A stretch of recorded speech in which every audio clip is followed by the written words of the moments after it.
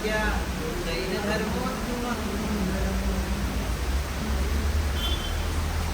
અષ્ટમંગલ એટલે કે જૈન શાસનનું યંત્ર વિજ્ઞાન.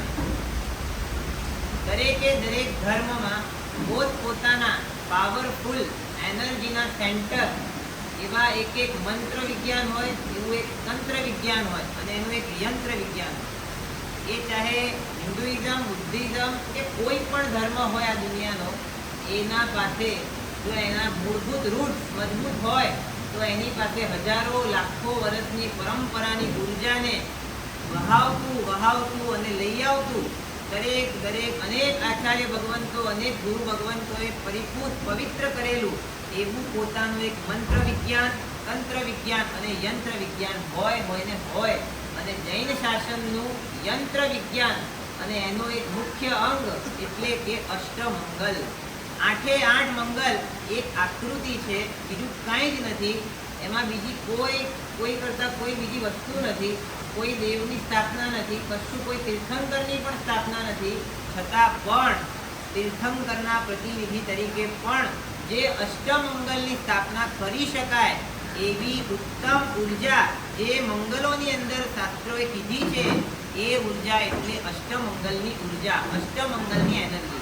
આજે અષ્ટમંગલને અલગ અલગ એંગલથી સમજતું એ પહેલા ખાલી એક આપણો અહોભાવ અને બહુમાન ભાવ વધે એના માટે તમને એક લિસ્ટ બોલવા માંગુ છું. લગભગ જૈન અને નોન જૈન 63 જેટલા ગ્રંથોમાં, કેટલા ગ્રંથો? 63. 63 ગ્રંથોમાં જે અષ્ટમંગલનો ઉલ્લેખ 1 નહીં, 2 નહીં, 5 નહીં, 63 ગ્રંથોમાં જેનો પરમ પાવન ઉલ્લેખ મળે છે હજારો વર્ષોથી, એવા 63 ગ્રંથોમાં પહેલા તો 11 આપણા મૂળ આગમ ગ્રંથો છે. કયા છે?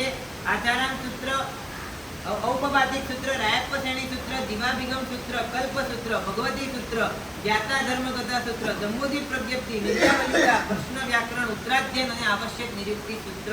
આ 11 મૂળભૂત આગમો જેની અંદર પરમાત્મા તરફથી ડાયરેક્ટ મળેલા સૂત્રો ઝીલાયા છે અને એ જ સૂત્રોમાં આ અષ્ટમંગલના અવારનવાર ઉલ્લેખો મળે છે. એનાથી આગળ અંગ વિદ્યા, વિશેષ આવશ્યક ભાષ્ય, પંચાશક, યોગશાસ્ત્ર, ત્રિષષ્ટિ સલાકા, પુરુષ ચરિત્ર, શ્રાદ્ધ દિન કૃત્ય, શ્રાદ્ધ વિધિ, પ્રવચન, સારોદ્ધાર, ધીર પ્રશ્ન અને પ્રતિમા શતક. આવા અલગ અલગ પૂર્વાચાર્યોએ બનાવેલા ગ્રંથોમાં પણ અષ્ટમંગલના મંગલ ઉલ્લેખો મળે છે.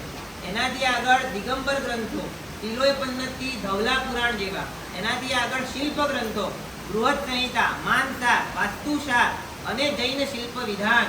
આવા અલગ અલગ વાસ્તુ અને શિલ્પના ગ્રંથોમાં પણ જે અષ્ટમંગલનો પરમ પાવન ઉલ્લેખ મળે છે.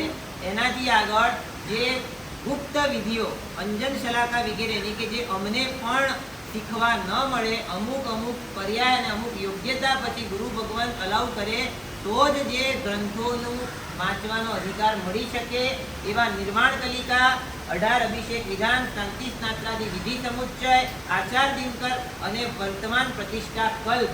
આવા અલગ અલગ વિધિના ગ્રંથોમાં પણ જેનો પરમ પાવન ઉલ્લેખ મળે છે. એની જેમ સાગર સમાધાન, સિદ્ધ ચક્ર યંત્રાલેખન, એના સિવાય બૌદ્ધ ગ્રંથો. હવે અજૈન ગ્રંથોમાં જઈએ. આ તો થઈ જૈન ગ્રંથોની આખી લિસ્ટ. બૌદ્ધ ગ્રંથોમાં લલિત વિસ્તર, મહાપુરાણ, પદ્મ પુરાણ, અર્થ વિનિશ્ચય સૂત્ર, મહાવસ્તુ, મહાવ્યુત્પત્તિ, સુશ્રુત, શ્રુત સ્થાન. આટલા બધા બૌદ્ધ ગ્રંથોમાં જેનો ઉલ્લેખ મળે છે. એ સિવાય અલગ અલગ ડિક્શનરીઓ જે અલગ અલગ ધર્મોના વિદ્વાનો દ્વારા બનાવવામાં આવી, કે જેની અંદર એની વ્યાખ્યાઓ પરિભાષિત કરવામાં આવી. એવા હલાયુગ કોશ, અમરકોશ, શબ્દ કલ્પદ્રુમ, અભિધાન ચિંતામણી, અભિધાન રાજેન્દ્ર કોશ, સંસ્કૃત શબ્દાર્થ કૌસ્તુભ અને સંસ્કૃત ઇંગ્લિશ કોશ જે હમણાં છેલ્લા 100-150 વર્ષથી બન્યો, એમાં પણ એની બધી ડેફિનેશન એ લોકોએ સરસ રીતે મૂકી છે. એ સિવાય વૈદિક ગ્રંથો, સનાતન પરંપરાના ગ્રંથો, એમાં ભાગવત પુરાણ, મત્સ્ય પુરાણ, વિષ્ણુ ધર્મોત્તર પુરાણ, બ્રહ્મ વૈવર્ત પુરાણ, માર્કંડેય પુરાણ, સ્કંદ પુરાણ, હરિવંશ પુરાણ, વિષ્ણુ સ્મૃતિ, મહાભારત, પ્રશ્ન સંહિતા, કાશ્યપ સંહિતા, સાધનમાલા, રઘુવંશ અને કુમાર સંભવ. આવા અલગ અલગ વૈદિક પુરાણ અને ગ્રંથોના સાહિત્યમાં પણ જે અષ્ટમંગલનો ઉલ્લેખ મળે છે. લગભગ હું અત્યારે 62 થી 63 જેટલા ગ્રંથોના નામ બોલ્યો. આટલા બધા ગ્રંથોએ જેને સર્ટિફાઈડ કર્યું છે કે આ અષ્ટમંગલ આ વિશ્વની સર્વોચ્ચ આકૃતિઓમાંથી એક છે. માટે આ અષ્ટમંગલનો મહિમા તમે એક દિવસ બે દિવસ નહીં, આખો મહિનો પણ બોલો તો પૂરો થાય એવો નથી. એટલો બધો પાવર આ અષ્ટમંગલની અંદર છે. એટલે આપણી શ્રદ્ધા વધે એના માટે આજે આ લિસ્ટ બોલ્યો છું કે આગમ ગ્રંથો, પુરાણ ગ્રંથો, કોશ ગ્રંથો જેવા અલગ અલગ અલગ બધા ધર્મોના ગ્રંથોમાં, હા ક્યાંક નોન જૈનના ગ્રંથોમાં એક બે અષ્ટમંગલ આમ તેમ હોઈ શકે, આ 8ની જગ્યાએ બીજા એક બે શિફ્ટ થઈ જાય એવું બને, પણ ઓવરઓલ કોન્સેપ્ટ સેમ આ અષ્ટમંગલનો જ કોન્સેપ્ટ આવે. અને એ ગ્રંથોનો ઉલ્લેખ હજી આપણા ગ્રંથની અંદર આગમમાં જ્યારે વાત કરે છે પરમાત્મા પોતે, ત્યારે એનું વર્ણન મૂકે છે કે આ અષ્ટમંગલો કેવા છે, ખાલી કેવા છે એની વાત છે. એના માટે લગભગ 17 જેટલી વિશેષતાઓ પરમાત્મા બતાવે છે કે ભાઈ આમલકલ્પા નામનું એક મોટું સિટી હતું એ ટાઈમે, ત્યાં આગળ નગરની બહાર, સિટીની બહારની સાઈડ એક મસ્ત મજાની ઉપવન, એટલે આજની ભાષામાં આપણા ફાર્મ હાઉસ જેવું એક સ્થાન, અને ત્યાં આગળ લોકો બધા અલગ અલગ મંગલિક કાર્યો કરવા જાય, અથવા ઉત્સવ મનાવવા જાય, અથવા પ્રસંગો કરવા જાય, એવી જગ્યાએ આવા અશોક વૃક્ષ વગેરેના આખા વન હોય કે જ્યાં જવા માત્રથી તમને શાંતિ અને સુકૂનની પ્રાપ્તિ થાય. અને ત્યાં આગળ એ વૃક્ષો ઉપર આવા અલગ અલગ અલગ રત્નોના અષ્ટમંગલો આવી રીતના લટકાવેલા હોય. અને એ અષ્ટમંગલો કેવા હોય એના માટે, ખાલી એ અષ્ટમંગલોના વર્ણન માટે પરમાત્મા મહાવીર 17 વિશેષણ બોલે છે સમવસ્ત્રણમાં કે એ અષ્ટમંગલો હે ગૌતમ આવા હતા, આવા હતા, આવા હતા. એ 17 વિશેષણો અત્યારે પહેલા હું સંભળાવું છું, જે મંગલ પાઠ છે. અને આ જે મંગલ પાઠ છે, શાસ્ત્ર એમ કહે છે કે તમે કોઈ પણ મંગલ કાર્ય કરવા જાઓ ત્યારે પણ આ પાઠ જો બોલીને જાઓ તો તમને ખૂબ સફળતા અને ફતેહની પ્રાપ્તિ થાય, જય વિજય અને મંગલ થાય. એવા આ મંગલકારી વિશેષણો છે. તત્સણમ અશોક વર પાયવસ્ત ઉવરીમ ભવે અઠ્ઠ મંગલગા પન્નસ્તા તમ જહા તોત્ય શ્રીવચ્ચ, તોત્ય એટલે સાથીઓ, શ્રીવચ્ચ શ્રીવચ્ચ, નંદિયાવત્ત નંદાવર્ત, વર્ધમાનક વર્ધમાનક, ભદ્રાસન ભદ્રાસન, કલશ એટલે પૂર્ણ કલશ, મચ્છ એટલે મીન યુગલ, અને દર્પણા એટલે દર્પણ. આ 8 મંગલોના નામ બોલ્યા. હવે એના 17 સ્પેશિયલ વિશેષણો મૂકે છે. એમાં સબ્બ રયણામયા, અચ્છા, તણહા, લણહા, ગઠ્ઠા, મઠ્ઠા, નીરયા, નિમ્મલા, નિપંકા, નિકંકડ છાયા, સપ્પભા, સમીરિયા, સૌજ્જોયા, પાસાદિયા, દરિસણિજ્જા, અભિરુવા, પડીરુવા. આ 17 વિશેષણો પરમાત્મા મહાવીર સમવસ્ત્રણમાં અષ્ટમંગલને નવાજી રહ્યા છે કે આવા 17 વિશેષણોથી વિશિષ્ટ એવા અષ્ટમંગલો આ નગરીની અંદર, આ દેવલોકની અંદર, આ જગ્યાએ, આ દ્વીપની અંદર, આ દેવ વિમાનની અંદર, અલગ અલગ જ્યાં જ્યાં પણ છે ઉત્તમ સ્થાનોમાં, ત્યાં આવા આવા અષ્ટમંગલો શોભી રહ્યા છે.